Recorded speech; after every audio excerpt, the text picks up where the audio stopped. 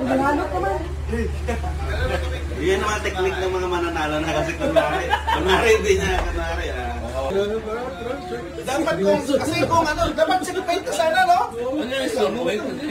Ay, sali mo palagi sa Ante, huwag ka talaga magsabi na patalo lang ako para manalo.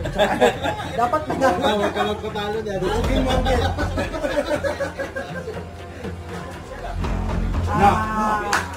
Yan. Ipadala na natin ito sa ano. Ipadala sa Malisa.